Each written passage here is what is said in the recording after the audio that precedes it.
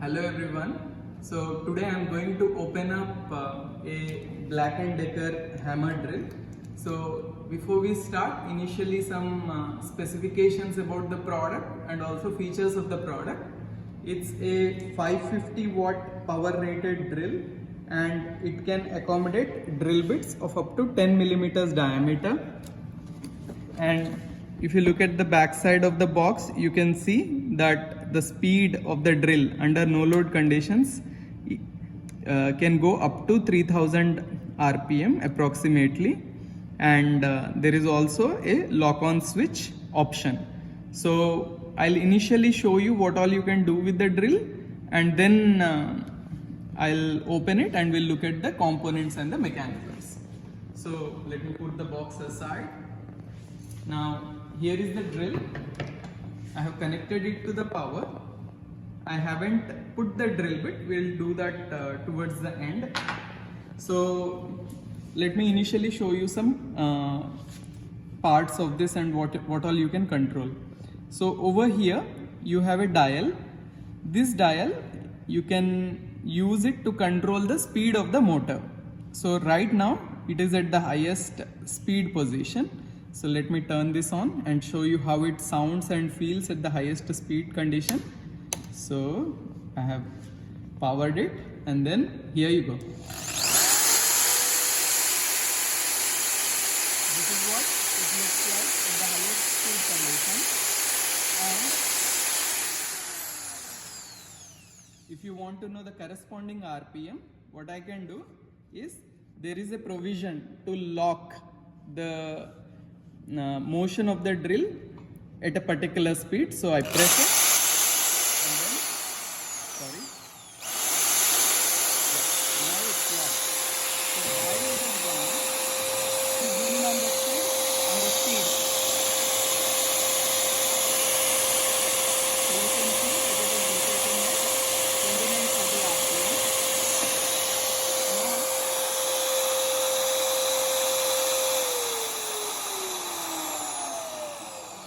So this is the speed at the lowest RPM.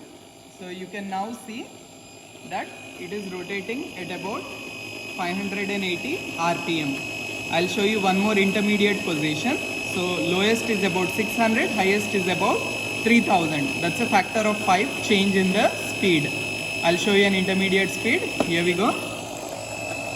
Dial, the speed of this drill changes. So here is an intermediary speed at 1380 rpm.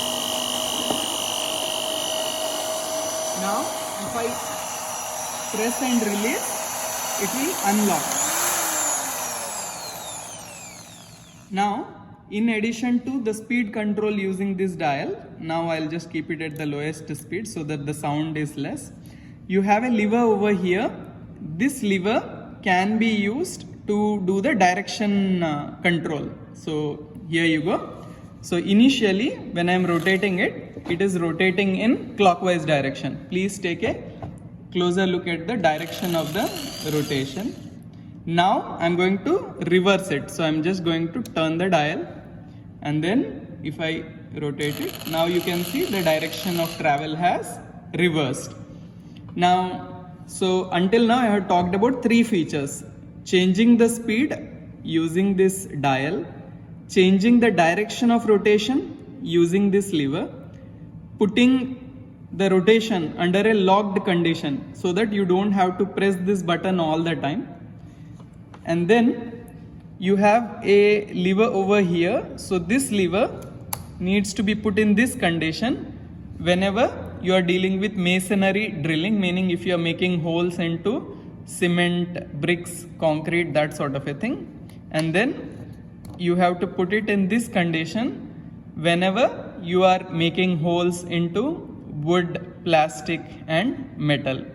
So to measure the speed, what I have done is I have attached a silver strip over here, and then if I press this button on the laser tachometer, then as this rotates, okay, so if here I am manually rotating it, so as this rotates, the speed of the drill is shown. Okay, All right.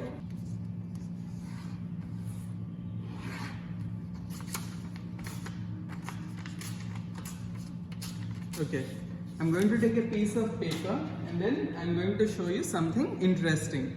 So when we are going to operate this drill, let's see how the paper moves under different conditions. All right, so here we go.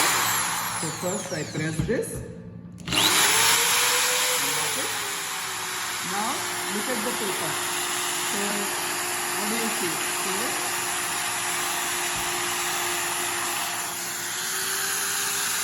So over here the paper gets attracted to the drilling machine. So the air is flowing into the drilling machine at this particular spot.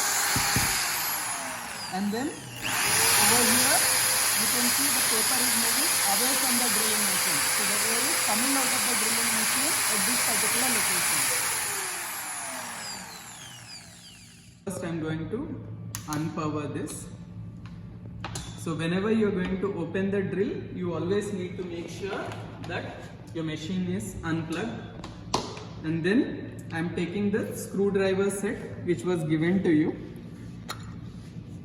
Of this, I am going to pick the star-shaped screwdriver of the highest size.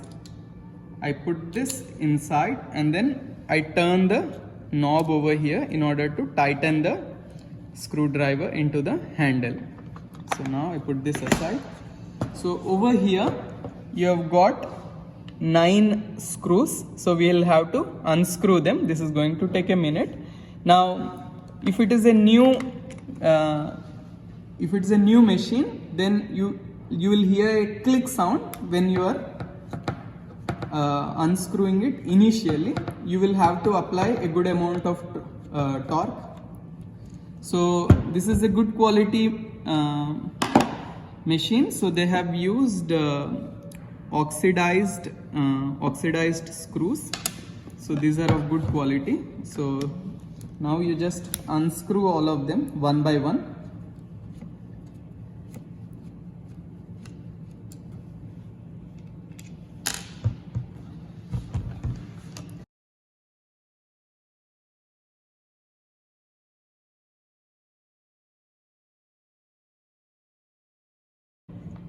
No problem. Next, what I'm going to do is I'm going to switch from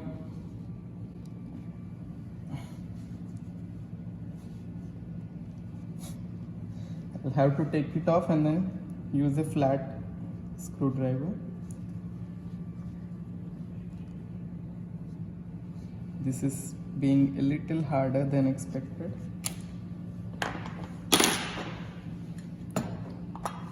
So take the flat screwdriver. So I'm picking this.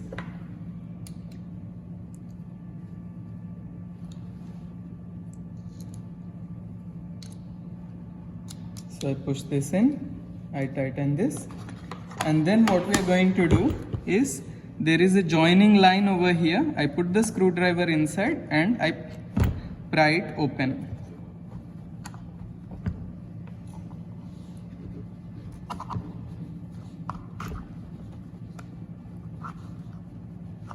I'll do the same on the other side.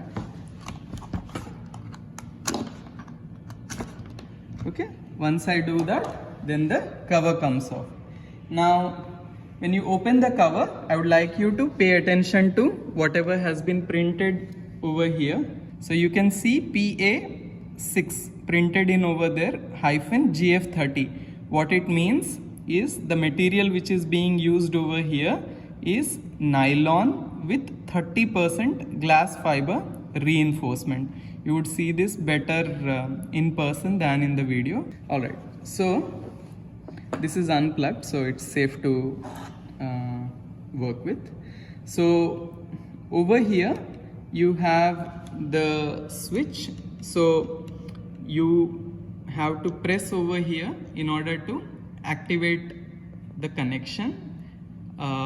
So what's happening over here is as we rotate the dial, the voltage that is being applied across the stator is varying. So it's a voltage based speed control. So this is the commutator on the stator.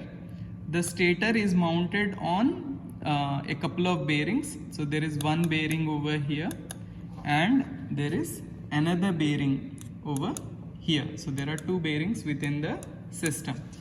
Now, so as soon as we press down over here, you have a couple of carbon brushes, one here and one over here, which basically get into contact with the stator and they energize the rotor. Now, well, is this in the lowest speed condition? Let me put this in the lowest speed condition, and then you are not supposed to operate this when it is under connected condition, but I am going to do it for a little bit in order to explain the inner working. Now, before even we connect, when the rotor is rotating, then this is the plastic fan. The fan rotates with the rotor, and then you have a huge speed reduction. So the motor rotates at high RPM but generates small torque, and then the torque is multiplied because of this gear ratio. So in order to see what is the corresponding speed of the stator, okay, so let us do a small activity. Pause it. So what I am going to do is I am taking a marker and then making a green colored mark over here, and I am also making, well, this green colored mark, and I am going to use this silver strip over here in order to see how many times I have to rotate my motor in order to rotate my drill once. So here we go. I am starting now. 1, 2, 3, 4, 5, 6, 7, 8, 9, 10. So there is a gear ratio of approximately 10. So if this is rotating at 3000 RPM, the motor is rotating at 30,000 RPM. So now in terms of materials and manufacturing processes, so this particular part is made out of a thermoplastic, and it's made using injection molding. Now I'll unplug this first. Then if you look at other components within the system, so you have a capacitor here, a speed and direction controller over here, you have a bearing. So bearings are highly complex and precision components. So this is made out of steel. It's shiny, but it's not stainless steel. It's normally high carbon steel. And then you have the carbon brush inside over here, the black colored component. So this one over here is the carbon brush. It's spring loaded and it comes into contact with the contactor. The contactor over here, this is made out of copper. So dark reddish brown colored metal is copper in here. And then this is the stator, and you have a copper coil over here. So this essentially works as an electromagnet. Now the direction of the magnetic field is fixed, but then because the input supply is a AC supply of 50 Hertz, so what happens is that the magnetic field reduces in size and then flips and then again increases in size. This happens 50 times a second, and there is a difference in the direction of the magnetic field between the stator and the rotor. So for the rotor it is at another direction, which causes the rotor to rotate towards the stator, and then it causes the motor to spin. Now the shaft of this particular rotor, there is a helical gear at the end which meshes with the corresponding gear of a higher diameter on the other side. We have just seen that the engagement is such that for 10 rotations of the motor, the drill bit rotates once.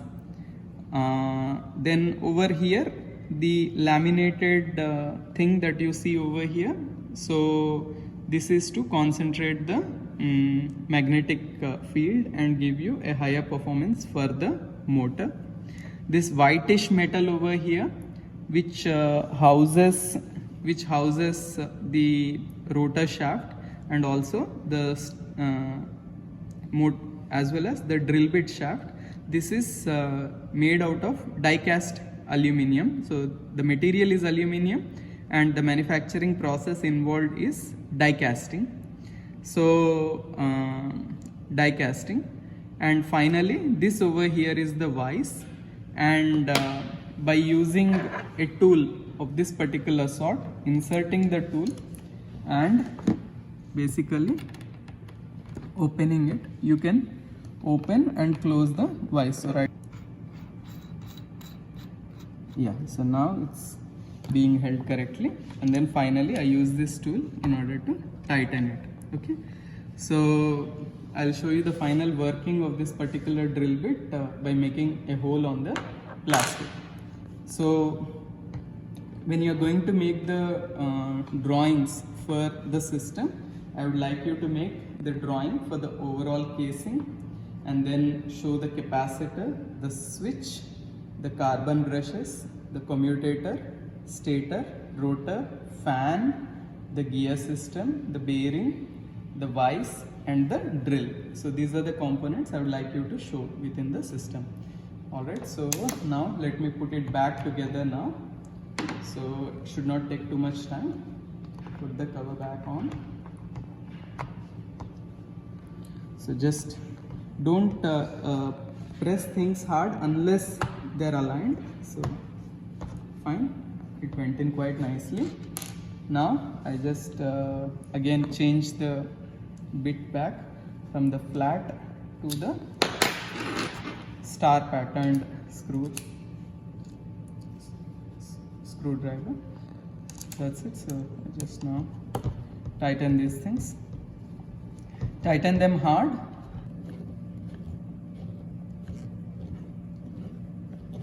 Alright, so it's all tightened up. Now we can go towards, we can go and make some holes. So I'm going to make a couple of holes in this polycarbonate plastic plate of 4 mm thickness. So I first put the polycarbonate sheet into a vise and I tighten it so that this is held properly. Let me make sure that it is horizontal. Okay, alright. Next, what I'm going to do is I'm going to take this punch and I'm going to make a indentation on the plastic.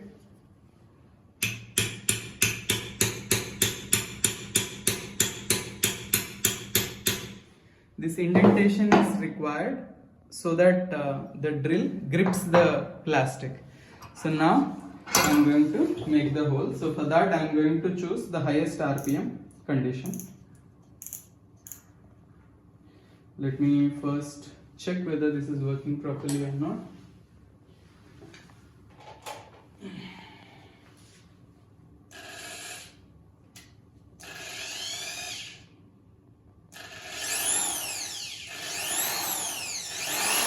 Okay, so here we go. So first I put the drill on the spot where I have made the indentation and I slowly increase the RPM. And as I increase the RPM, you can see the plastic basically coming out.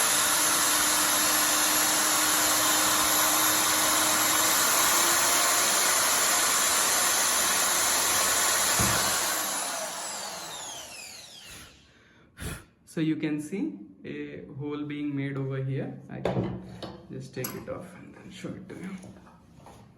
So here you go. Here you go. That's the hole we have just made.